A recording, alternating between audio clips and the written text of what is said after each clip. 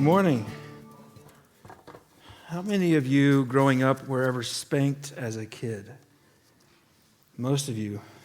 That was the same in the first service. In Montana, you guys do it that way. Okay. I can remember a few times growing up when my dad brought out the belt, and in one of those stories I refer to as the water balloon incident. I was about 5 years old, and we lived in a condominium complex, and I was minding my own business like most 5-year-olds do. And I was walking around the neighborhood, and out of nowhere came a raining down of hell from above.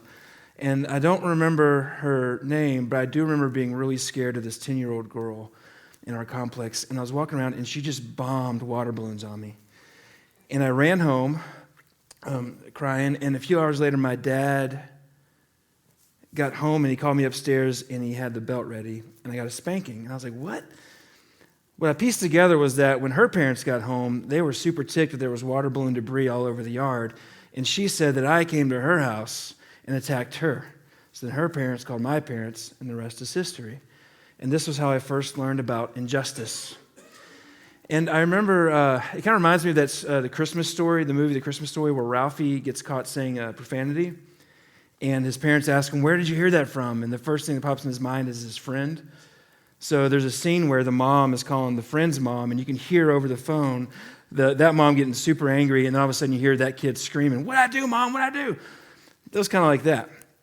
About a decade later, I was driving down the road with my dad, and I was retelling him the story of when I got spanked unjustly. And he must have felt really bad about it because he pulled out his wallet and he handed me $20.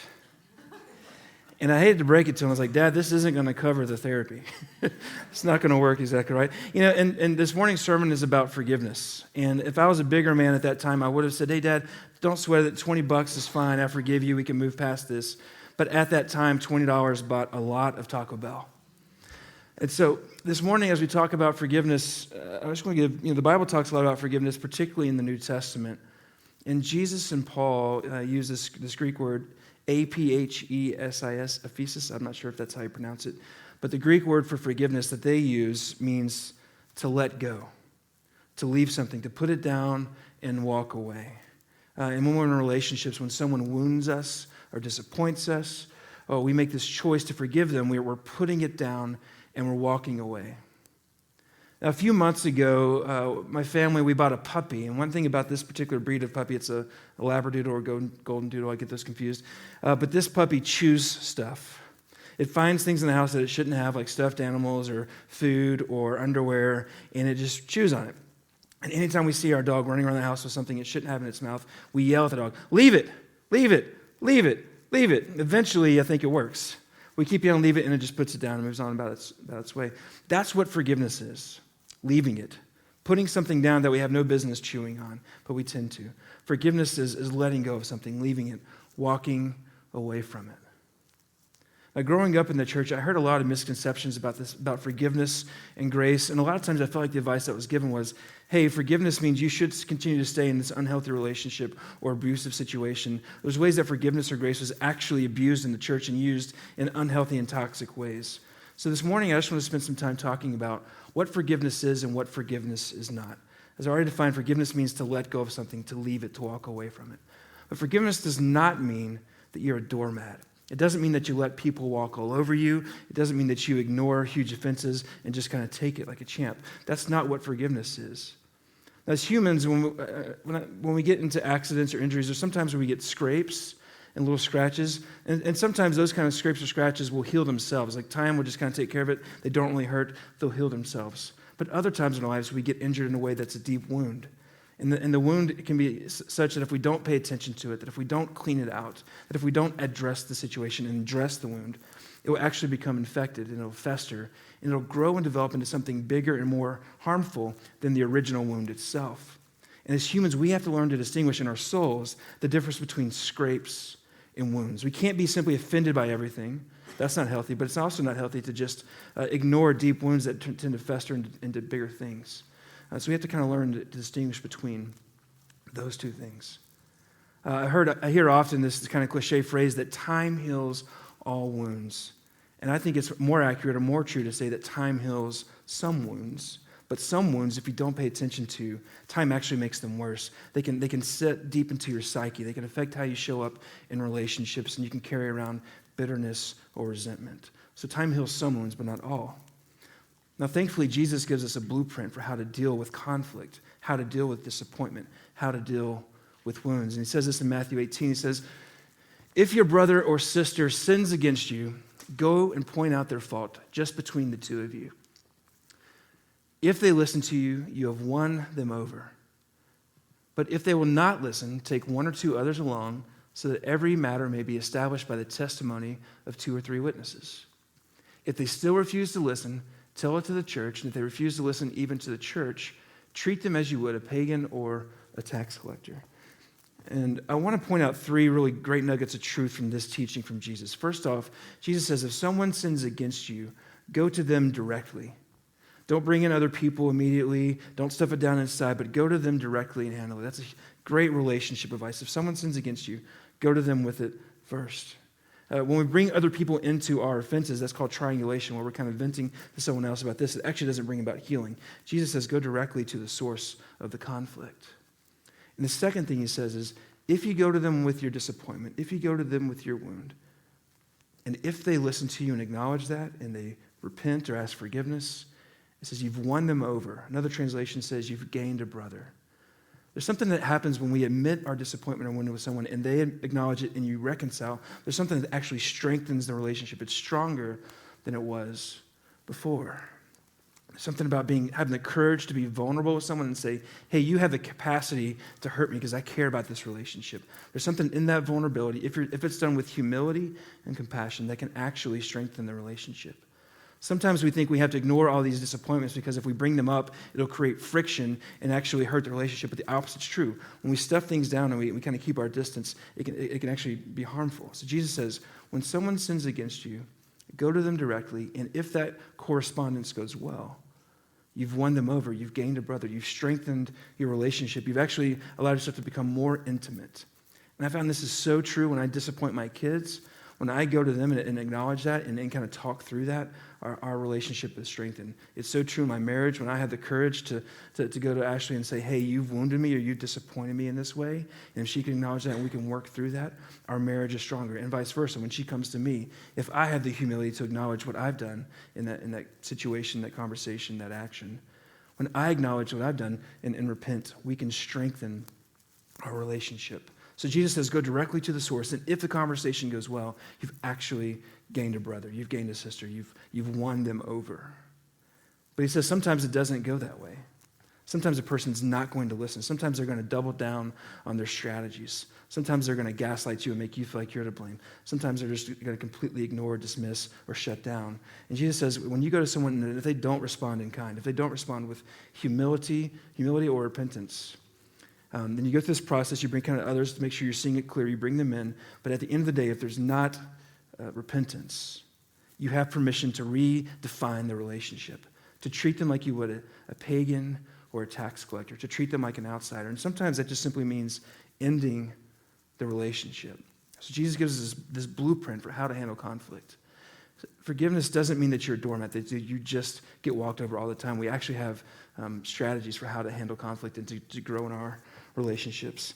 Tied to that is forgiveness is not the same thing as reconciliation. Forgiveness, as I defined earlier, means that you're letting go of a past wound. You're putting it down and you're walking away. That's a solo action. That's something you're choosing to do internally, consciously. That's really about you. Reconciliation requires 2 parties involved, 2 people coming to the table and saying, hey, we want to work through this disappointment. Forgiveness and reconciliation aren't the same thing. Whenever you repair something, you take something that was originally paired and then was broken apart over something, and you're repairing it. You're re-putting it back together. You can't repair a relationship without repentance, without acknowledgement of the disappointment. So forgiveness and reconciliation aren't the same thing. Jesus tells this story in the Gospels. It's called the parable of the unforgiving servant. And it goes a little something like this. There was a guy that owed a king $1 million. And the king came around town collecting his debt from people. And when he got to this guy that owed him $1 million, that guy fell down at his feet and begged, please forgive me, please forgive me, please forgive me this debt. And it says that the king looked at him and had compassion, and he forgave the debt of $1 million. Now the man that was just forgiven was walking down the road, and he saw someone off to the side that owed him $100. And he said, you got to pay me back my $100. And the guy couldn't do it, and that guy fell down on his feet and begged and asked for forgiveness of the debt, and he refused. Now when the king heard about this, he was furious. So he went and got the guy that originally owed him $1 million, and he threw him in jail and said, you're going to stay in prison until you've paid off your debt. Now, the way that story is typically, the moral of the story, of that story is typically something like, in your life, you have disappointed and sinned against God so much, and he's forgiven you so much, that when you have disappointment in other relationships, the scale is this, and you should have a posture of humility and forgiveness towards them, because the difference between what God's forgiven you and what you may be asked to forgive other people is a huge difference. I think that's a fine interpretation of the story. That's what it is at face value. I have no problem with that. But I want to pull another thread out of that story and say this. When the king forgave the servant $1 million and said, your debt is wiped out, the king didn't immediately pull out his checkbook and write him another check for $1 million. He didn't entrust him with more things to be indebted to. He just forgave him of the past debt. I think sometimes we have this tension between forgiving someone and allowing them to continue to wound us. Sometimes we think that when we forgive someone, we have to continue to write blank checks to our heart to them, even if they show no signs of actually growing or gaining our trust back. Forgiveness and reconciliation aren't the same thing. We're called to use wisdom and discernment. And if someone acts like a fool and they have no signs of change or growth, you're not compelled or required to open up your heart to them again. You're just required to forgive the past wound. Henry Cloud says it like this in his book, Boundaries. You should not continue to set yourself up for hurt and disappointment. If you have been in an abusive relationship, you should wait until it is safe and until real patterns of change have been demonstrated before you go back. Many people are too quick to trust someone in the name of forgiveness and not make sure that the other person is showing signs of change. So forgiveness does not mean you're a doormat. Forgiveness is not the same thing as reconciliation. The goal is reconciliation. The goal for all of us as we forgive people and work through these things is to strengthen unity and to strengthen our relationships. But sometimes it just doesn't work out that way. Next, I'll just say that forgiveness is as much about the health of your own soul as anything else. It's just as much about yourself and your wholeness and your ability to be in meaningful relationships as it is that relationship or that disappointment. Marianne Williamson has this great quote. She says, unforgiveness is like drinking poison and expecting the other person to die. Unforgiveness is like drinking poison and waiting for the other person to die. When we hold on to unforgiveness, it's toxic to our souls. If it festers long enough, it can become bitterness or resentment. I found that when I hold on to wounds from the past, they affect how I show up in current relationships. They affect how I show up as a parent or a husband or as a coworker or as a friend. In fact, growing up, I had a grandfather that was particularly cruel. He was very wounding with his words and with his actions towards his kids. And I learned as a young kid, when I walked into a room, I could feel if it was unsafe. I could feel if there was tension, if everyone was walking on eggshells. When I walked into a room, I could see if someone in the family was being isolated or blocked out, and I would gravitate towards them and try to make them feel loved and included. I learned how to use humor to diffuse tense situations. I also learned how to stay out of the spotlight of cruelty. Now, some of these things have served me well as I've gotten older. I think it's a good thing to notice when people feel alone and to make them feel included. That's a healthy thing. But there's times when I'm in a room with someone that reminds me of my grandfather that I tense up. I get angry. I get suspicious. I get protective. And what I'm doing is I'm taking the wounds from my grandfather in the past and I'm projecting them onto this other relationship. And that's not fair to that person. It actually hinders the way I show up in the room. So when we don't forgive, we have this tendency to hold on to things, to be resentful, to be bitter, or to be afraid. So unforgiveness is as much about the health of our own soul, or forgiveness is about the health of our own soul as much as anything else. And I want to share a story with you guys that's it is the hardest thing I've ever had to forgive somebody of. But I want to make a few disclaimers before I share this story. First off, I'm not sharing this story as a way to kind of prostitute my pain or as a way to be emotionally manipulative in a sermon. That's not my intent. Secondly, I'm not sharing the story as a means to dishonor my dad. And in fact, I hope that as I share the story, it brings honor and dignity to his story. And then third, I just want to say this is a story about a suicide attempt. So if this is something that is in your past, that you may have suicide in your family or your friendships, I understand this could be kind of a trigger. So I want to give you a warning for that. And I want to say, too, that the way that I've processed my story and the path I'm on and the pace that I'm on doesn't have to be the same path or pace that you're on. There's no judgment if you're at a different place, if suicide impacts your life in a certain way. So I just want to kind of give those disclaimers before I share the story. When I was 18, my parents split up. My dad went and lived with his girlfriend, and my mom kind of started her own new journey. And a couple years later, I was living with my dad. I was going to college. And about 3 or 4 in the morning one night, I heard this bang knocking on the door. And that wasn't unusual because he had friends over at all times of the night. So I just assumed it was one of my dad's friends, and he would get the door. I tried to go back to sleep.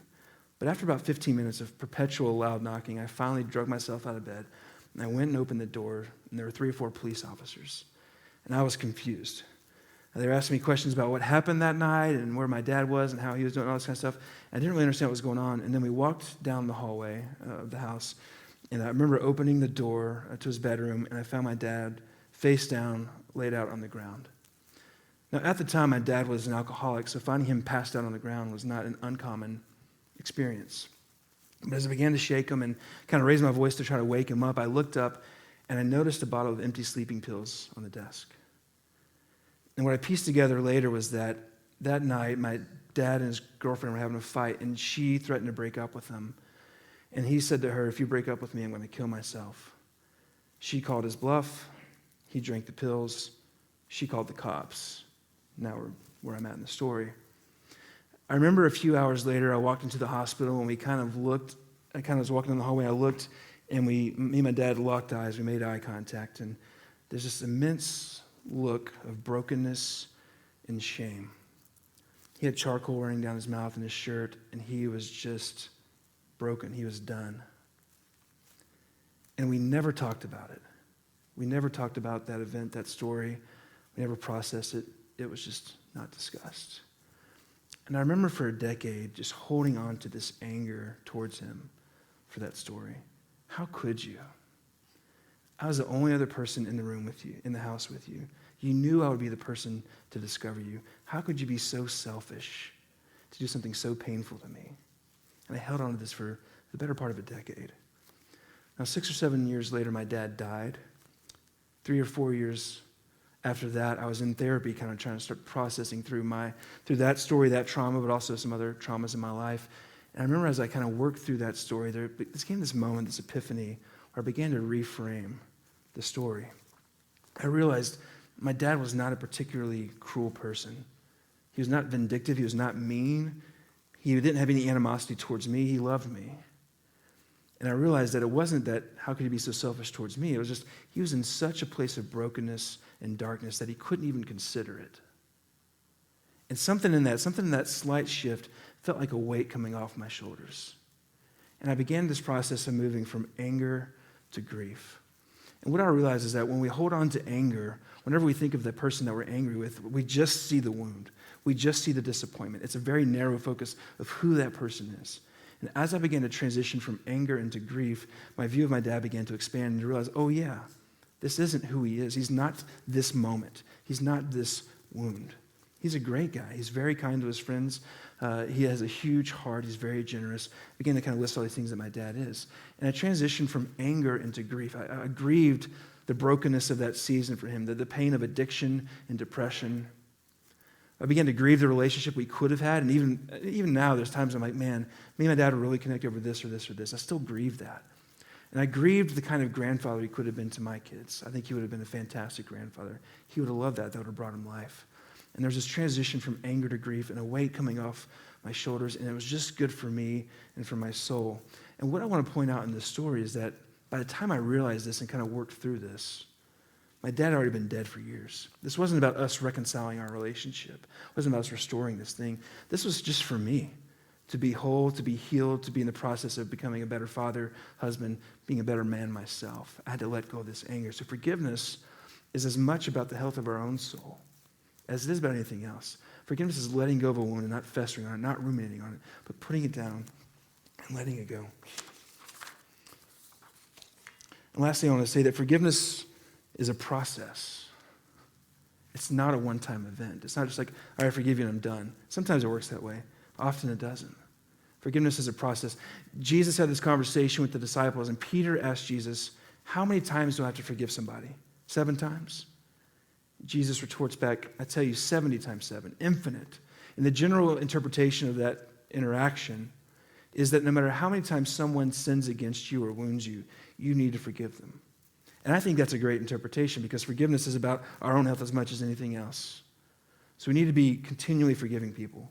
But I think there's another way to look at this story as well. It may be that sometimes we have to forgive somebody of one offense over and over and over again. Somebody may have wounded us once or twice or whatever, and we have to continue to do the work of putting it down and putting it down and putting it down.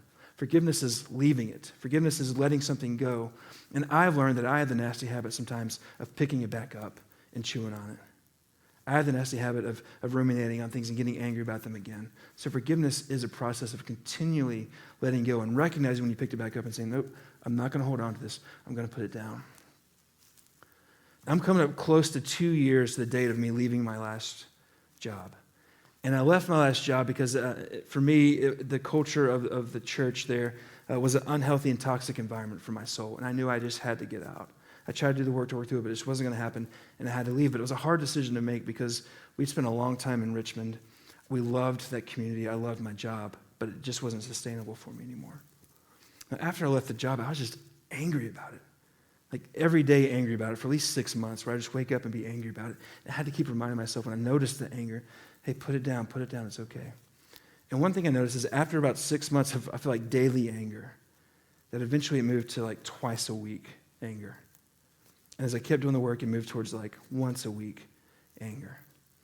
And if I'm being honest about it, now it's about once every few months I get angry about it. But when I get angry about it, I notice it and I say, you got to put this down. You got to let it go. I got mad about it a few times this week as I wrote the sermon. I wrote this point and I'm like, oh, this pisses me off. Yeah. But it's okay. It's okay to notice that because forgiveness is a process. And my hope for myself is that at a certain point in the next few years, it's just gone.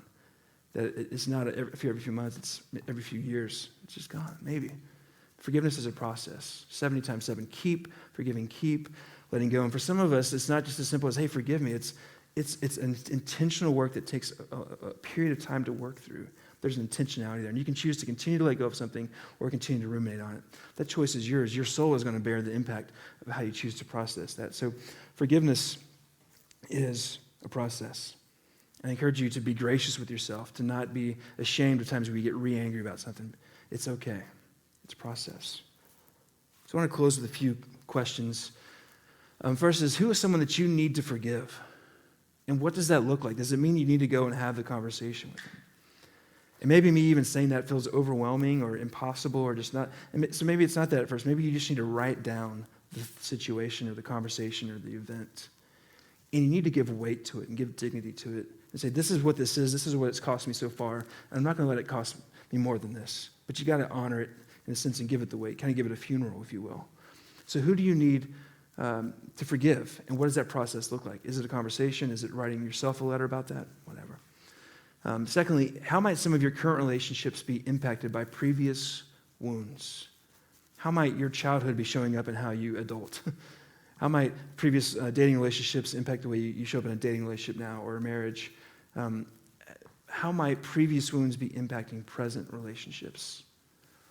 Thirdly, who is someone that you need to ask forgiveness from? Jesus spends a lot of time talking about us forgiving others, but he also is pretty emphatic that we need to seek out forgiveness from others too. In fact, in the Sermon on the Mount, he says, if you're at the altar getting ready to make an offering to God, getting ready to worship God, and you remember that someone has something against you, put the worship on pause, leave that, and go immediately and make amends. Jesus takes this idea of our relationships very seriously. He conflates our relationship with God with our relationship with others. And he's saying, go and make amends. This is an act of worship. Seeking reconciliation is an act of worship. And he says, and if you don't do that, there's an opportunity for them to grow in bitterness and resentment towards you and eventually hold it against you more than the original offense. So go and make amends quickly. So who is someone that you need to ask forgiveness from? And the last thing I say is, what do you need to forgive yourself of? I think sometimes we're harder on ourselves than anyone else. We hold on to regret or guilt or shame. And so what does it look like to begin to forgive yourself of that thing? What's that process look like for you? What's the thing? All right, I'm going to pray, and then Hannah's going to come up, and we'll have a little bit of Q&A. God, thank you for this morning, and thank you for just the unbelievable and inexhaustible forgiveness that you show us, even though we kind of daily disappoint or drop the ball. And I pray that that inexhaustible forgiveness that you give us translates into hearts of humility and reconciliation and peace. Teach us to be your people. Amen. Thanks, Tommy. So if you have any questions, you can go to that slido.com and send your questions. First of all, I'd like to know the correlation between COVID and getting a puppy. We have 4 daughters, and COVID was locking us down for a little bit. And one of my daughters wrote a letter to Adam about his dog. He has a huge dog, and said, "Tell me about where you got your dog." And then Adam very cleverly wrote back, "Hey, here's our dog. But by the way, the mom of that dog is about to have a fresh batch of puppies." And we were toast by then. My hope was that we'd get a dog for Christmas as a gift for the whole family, but the timing was too right, and so we got Albus. I like that she wrote a letter. She's very thoughtful. So cute. She wouldn't let me open it either. She's like, "Take this to Adam and don't open it. Don't read it before he gets it." I'm like, yeah. All right, let's jump into questions. When opposite parties both hold guilt in a situation, how do you proceed to places of forgiveness? Well, I'd start off saying the opposite parties typically always have guilt. And so a great question to ask yourself is, how am I contributing to this problem or this situation? And so, if you're expecting the other party to have ownership of their wound, their actions, their words, then you have to lead by example and say, here's what I contributed to the problem. I found in some relationships I've done that, and then the person, this is where it gets unhealthy, would take that confession and use it against me. So that can be a tactic of an unhealthy person, but there's 2 people involved. There's typically blame to go around for everybody. So I think it's a prereq for the conversation to know what you've contributed to it. To do that work. Yeah, that's good. How do I know when the burden is on me to be less sensitive or more secure, and thus less prone to being offended? Yeah, I think so when you get wounded earlier in your life, I almost feel like if you're a wild animal, you get wounded, like you're protective of that thing. So one thing I try to notice is, is the amount of energy I'm feeling about this greater than the event? I don't know if that makes sense. Like, am I overreacting in a sense? Is that due to a previous wound? So I think it's good to do, once again, those prereqs of kind of looking at yourself and saying, why is this so important to me? Why am I so triggered by this? So to kind of to own that going into it as well. So I think there isn't an ownership of how offendable you are, but at the end of the day, some things are just wounding or disappointing. Mm-hmm. Like what I heard you say is asking yourself if my reaction is equivalent to like what's happened, or am I overreacting because of something that's happened previously? Right. Right. Okay. And if you're in a relationship, if I feel like there's a cliche story of early in our marriage, something about dishes or something, and me getting really angry or Ashley getting really angry, and then saying, this isn't about the dishes, this is about something else. So kind of digging deeper to say, what's the root of this anger? Is there something, this is a symptom, but there's a bigger thing going on. What do you do when you think a situation has been forgiven and reconciled, but sometime down the road it gets brought up and used against you? Yeah, that's fun. I think just you almost have to have the conversation again. Like, we talked through this. Can we talk through it again? Because obviously, it goes back to you picked it back up for a reason. Why'd you pick it back up? And at the time of the event, I expressed remorse or confession. It's tricky because I feel like in our marriage, we have the same fight 6 times a year because we have recurring patterns of sin and how we relate to each other. So,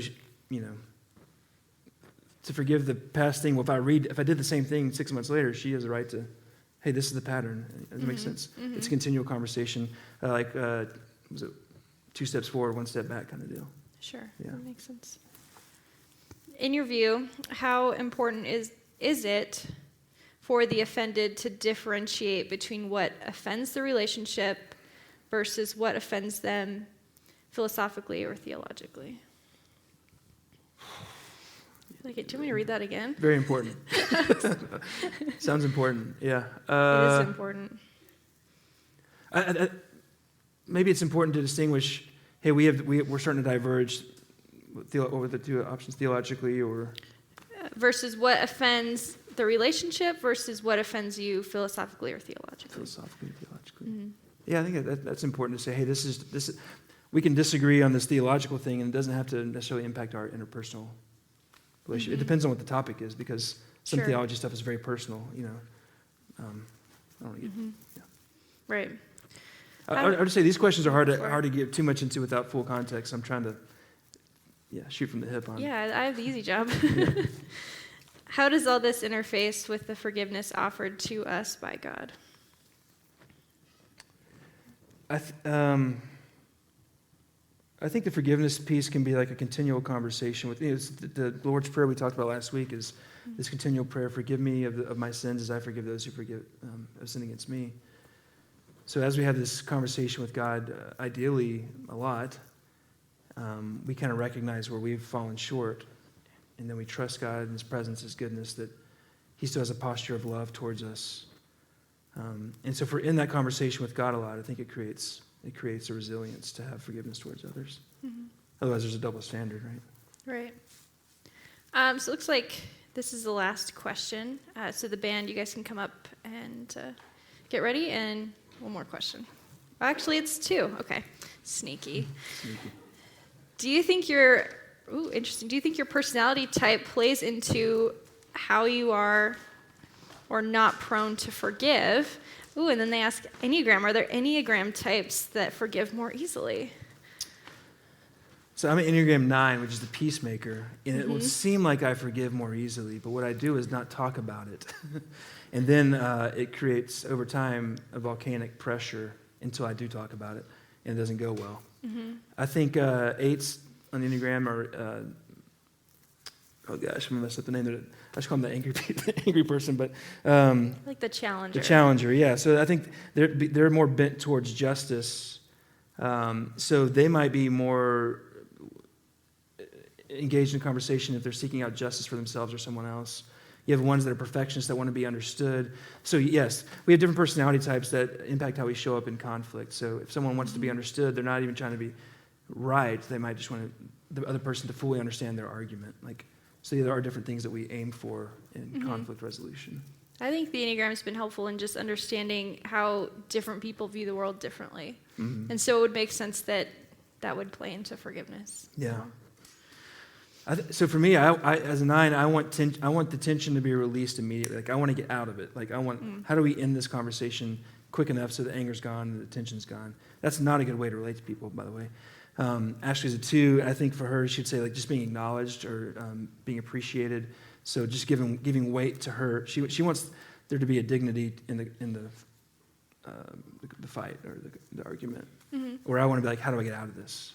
And it doesn't. Those two things can be at odds. Sure. Yeah. Awesome. Thanks, Tommy.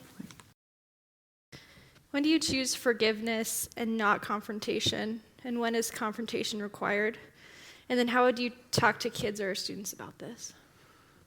Yeah, so I think for the first question, if I wake up thinking about the offense, the wound, or when I'm in the room with that person, if that's the first thing that comes to mind, is the thing that they said or did or didn't do, I think that's probably a sign that it needs to be chased down or addressed with the person. Once again, I think the posture is humility, compassion, vulnerability, and not... Adam quoted Tony Campolo a few weeks ago that when you kind of bring judgment out, you do it with a tear in your eye, not a smile on your face. And so having those kind of confrontational conversations, the goal has to be reconciliation, not condemnation. But when do you choose to let it go versus pursue it? It's if you can't let it go mentally or emotionally, if it's the first thing that occurs to you about that person when you see them, then I think it's worth it. Yeah. So how would you teach that to your daughters? one thing I know that kids do and adults do also is just immediately like say, go tell your sister I'm sorry. And I'm sorry, is that good enough? Was that good enough apology? And they're trying to say I'm sorry as a means to get out of it, but they don't actually feel it. So I think with kids, within reason, trying to give them, hey, you need to give weight and dignity to the thing that you did and what that might have caused in the other person. We have 4 small girls, and so we gotta know when do we take the energy to go pursue this versus like, okay, that was a good enough apology. we're gonna let that one be acceptable. Yeah. Yeah. I think Ashley and I have a posture of when we know we've blown it with them, we try to circle back with them and then say, this is what we did. What was that like for you? And whatever. If it's I yelled at them, you may think I don't love you, but let me reaffirm that was more about me than you. And, Yeah, that's good. Forgiveness or honesty? What do you think comes first? It's hard for me to separate the two because I think forgiveness requires honesty. I'm not sure if I understand the question, but I think but is it like honesty versus is it maybe the I don't know. same It as the just first says, question? what do you think comes first, forgiveness or honesty? I think they're together. When you seek forgiveness or try to work through the process, it requires honesty. One thing in the South is we're very nice, but the word nice actually means ignorant or to ignore something. And a lot of things I've learned in the South where when you're frustrated or disappointed, like act like everything's fine and just ignore it. So that's nice, like I want to be nice, where kindness is more assertive. Like kindness is a speaking of truth and honesty. Mm-hmm. Yeah. So you talked a little about cultural, kind of, it's a little bit different in the South, so maybe this question would fit in. How do you forgive wounds that come from a cultural misconception? And this asks of what church should be, but I kind of like that broader question too. The cultural piece? Yeah. I don't know, just kind of keep growing an understanding of the differences. Like that's been a huge shift for us coming from the South to Montana, like learning like, oh, these are general personality differences. And where in the South, if someone did that, we would be offended, or they may be offended by something we did, vice versa. So I think just kind of growing in empathy and understanding. And when you have humility and compassion, curiosity, you bring that, hey, I took this way, and they say, no, actually our culture does this. I think it kind of helps ease the tension. This isn't on here, but it's my question. Yeah. You mentioned curiosity, so I was listening to a podcast several months ago now, and you said, if you stay curious, you can't be angry or upset. What would you say to that? Well, depends on how the conversation ends, Yeah. There is a kind of a process, and I didn't get too much into it, but there's kind of a process of forgiveness of the first thing you do is kind of recognize what are you bringing to it that, the plank in the eye versus the speck in the other. So why are you so triggered or upset by it? That's maybe the first step. And the second step would be, am I giving them the benefit of the doubt? And then you kind of work from there towards the curiosity. But there are some times when you get to the day like, oh, I was curious, and it turns out, yeah, you are crappy. Like you can, by asking these questions, it confirmed my first analysis. How can you approach a history of silent responses to hurt within your own family?